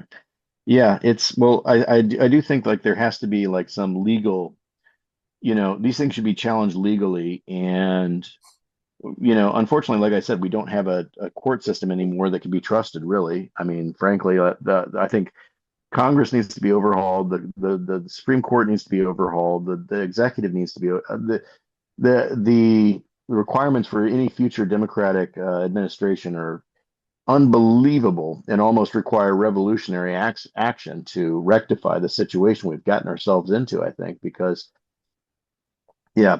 And I also think like there's this thing where it's like Republicans commit crimes and then we say, oh, was it a crime or was it not a crime? There's just this thing like when a normal person is suspected of having committed a crime, they are taken off the street so they cannot continue to commit crimes, that crime or other crimes, and they're put in jail and maybe they can bail themselves out or maybe they can't, but eventually they are punished, right? It eventually gets to punishment. It seems like in the political and upper classes, that's not how the system works. It's like we think you're committing a crime. You don't think you're committing a crime. We're going to argue it 6 months from now with your expensive lawyers. And if we find that you did commit a crime, well, we're going to ask that you stop committing that crime, but otherwise there will be no punishment. It's just we're just going to tell you to please stop, right? And there's never any thought that you could ever wind up in jail for any of this, let alone be financially punished yourself necessarily. Like, so again, this is it's a cliche to say a two-tier justice system, but that's the problem is like we have a justice system that is not at all capable of punishing these people for crimes they commit when they are committing crimes that are on societal levels, right? Like economy destroying levels, like you know, just like racial discrimination justice levels nationwide. Whereas, if somebody smokes some weed or somebody robs a liquor store or somebody does something like that, some petty crime, some small time crime like that, the consequences are immediate and prohibitive of continued action. Hmm. And it's like, why don't we have, when we talk about is Trump committing crimes or is this politician or that politician committing crimes, why is there no mechanism to actually stop them? Right? Like, I think that's a question that society needs to examine. Like, and probably, you know what? A lot of people would feel a lot better about society. We'd have more faith in institutions if people could see that there were actually legal and financial and penitentiary, is that a word? Uh, I don't know, penile. I don't know, penal. I don't I know. understand what you're saying. You should probably stop trying to say the words. Yeah. So, but if there were actual consequences and things that were stopping people from doing these things, like probably faith in government and society would be a hell of a lot higher across the board, including in the MAGA voting population, right? Mm. I do think like if there were actually a show of strength and justice, even the people who claim to support Trump now because they're just tired of it all or whatever, they don't have any faith in anything, they've gone nihilist, they're blackpilled or whatever. I think faith could be restored by actually demonstrating consequences, but most mainstream Dems are allergic to ever holding Republicans legally accountable for their crimes, which are crimes. So, yeah, Well, I think you can tell the disparities in America not necessarily by the laws by themselves, but who gets a second chance or who gets leniency when they are caught, or what kind of consideration, or going back to our thing about the young Republicans, who gets considered an adult and who isn't when it's time for punishment. It's like it's those things which are the real disparities. yeah. Yeah, and I think with those young Republicans also, I'd like to see them punished because these are the shit posters, right? Like these are the shit posters who, when you post something on Twitter, these people will say something absolutely despicable or racist or misogynistic in your comments, and then you go to report the comments. Sorry, knock something over there. You go to report the comments, and then Twitter tells you, we have looked into the claim and we have not found that they have violated our terms and services. If you would like to handle the situation further, you may block this person so that you don't see their replies to your, these are those fucking assholes. and they've been caught out. We can see their faces, we can see their jobs, we can see their positions in society and what they're trying to do. Punish them now. I've even seen people like Vosh, who's pretty left wing and everything, but he's saying these guys were basically, yeah, they were just trying to edgelord each other and one up each other, and it's not that big a deal. And I'm like, no, I want to see the hammer come down on these people because it's so rare that you catch they're like cockroaches, right? They're all hiding behind their anonymity on the internet. Well, when you catch them with the lights on, like you fucking bring down the hammer, I say. Mm-hmm. So I don't know, just my humble opinion on that. So Yeah. well, let's see how much time we got. 10 minutes. We got exactly 10 minutes. Okay. Well, I was gonna say like well, I guess one thing is morality versus strictly the law, right? I think we're all constrained very much like we're not a religious country ostensibly, but I do think that they're like we need to get back to what's moral, what's right, what is wrong. And what is legal is not always right, and what is right is not always enshrined in the law. And I think Republicans get away with a lot because of the law, right? This idea that we're going to punish only the criminals, and Joe Rogan and everybody got taken in. What are you doing? You thought you were only going to punish the criminals, but you're just deporting everybody because they were mealy mouthed. They were talking out of both sides of the mouth. To them, crossing the border illegally or overstaying your visa was the original crime that makes you a criminal. So when they talk about rapists and murderers, that's the public selling of the crime, the tough on crime narrative. But their real mission is to get all these people out. So this idea that being in the country illegally or whatever, that's a crime, and so they can any action is justified after that point. If we arrest them, if we kill them, if we deport them to a third world country that they've never been to where they don't speak the language, well, that's just what they get because they committed a crime. Well, that's not moral, right? Like in this idea that we can deport South American immigrants or migrants to Sudan or whatever, it sounds like it's illegal or it should be illegal, right? Like, I mean, am I taking crazy pills here? Like that's either illegal or it should be illegal. There's no justification for doing that. And also, I think this idea that, well, yes, there's freedom of speech for American citizens, but if you're an immigrant, you don't have freedom of speech. Or if you're here on a green card or a student visa, you don't have freedom of speech. And if you criticize Israel, not America, but if you criticize Israel, we're going to deport you and you can never come back to America because you don't have freedom of speech here. Yeah, Like, I would okay, recommend deactivating your social accounts for about a month before any international travel going forward, Chad. perhaps. Yeah. Yeah. So, but the thing is like, yeah, like, okay, so you're free to, and there was a Republican a month or so ago, who was trying to say that, um, if you criticize Israel, then America can revoke your passport. They can recall your passport. So if you're an American citizen who owns a passport, which is already a very blue coded thing to do, to have a passport to travel outside of America. But if you criticize Israel, not even America, we're not talking about like burning the American flag or something, then the American government can revoke your passport. So this whole Israel thing, I've said for over a year, this is the canary in the coal mine for freedom of speech, and we're whistling past the graveyard when Democrats lend any credence at all to the idea that restrictions of any kind on speech about this are justifiable or may be necessary in this case, if not in others. Well, I think And that requires a rock solid connection between Jewishness and Zionism. Like, I yeah, don't think they can allow for any.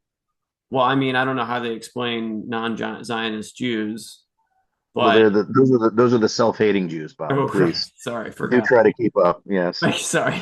So Those yeah. those are So the bad. anyway, Those that are not good Jews. yeah. So it's like the only way that works is if you connect those two and not have any room for any dissension Yeah, or space. yeah. Which in itself is to some degree an anti-Semitic thing, right? Of This course, idea that absolutely. that that Judaism is tied to Israel and Zionism, when in fact Zionism is only one intellectual sector within the Jewish experience of 100 to 150 years ago or whatever.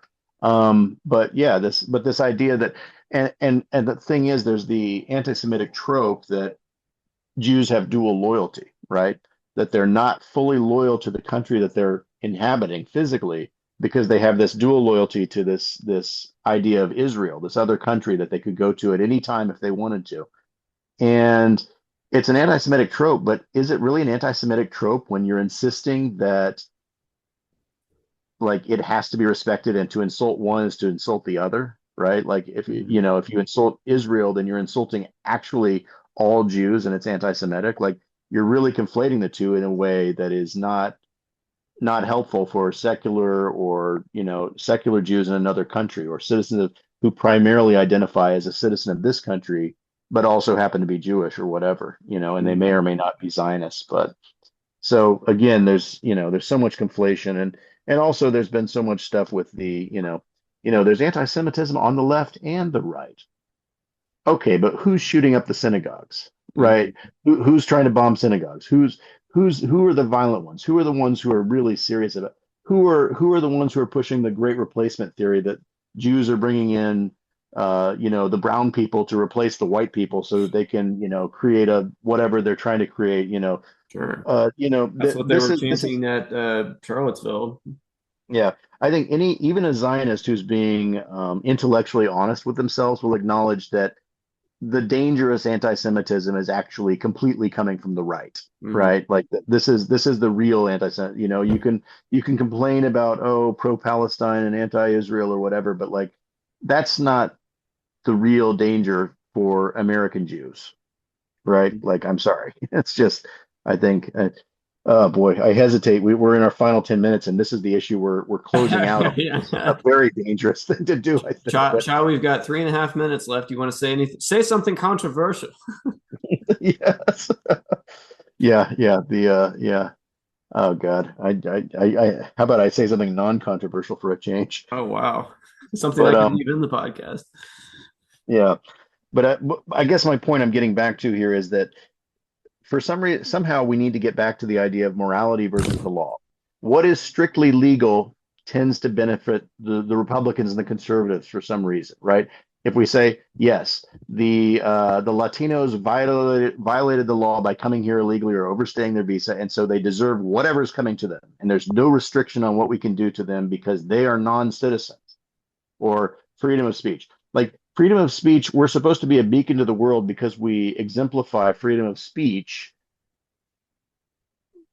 That doesn't mean just for American citizens. That should mean anybody who's in America should have freedom of speech. That's obviously what the intention of the founders was, right? Like, I mean, anybody, it's not freedom of speech of just American citizens who happen to be conservative and Zionist and right wing or whatever. Those people have freedom of speech and everybody else legally has to shut the fuck up.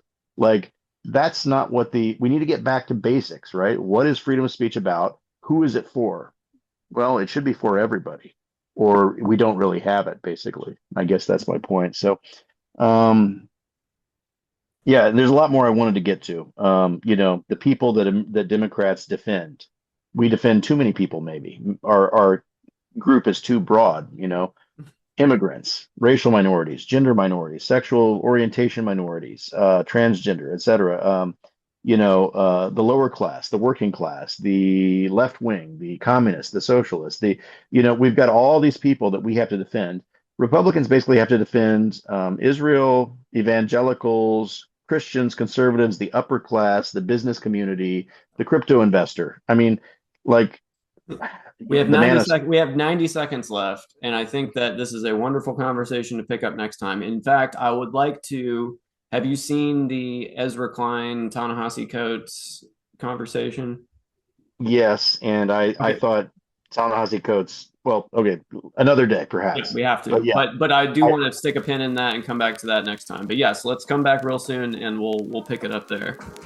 Yeah, for sure. Okay, well, good talk here tonight, Bob. And yeah.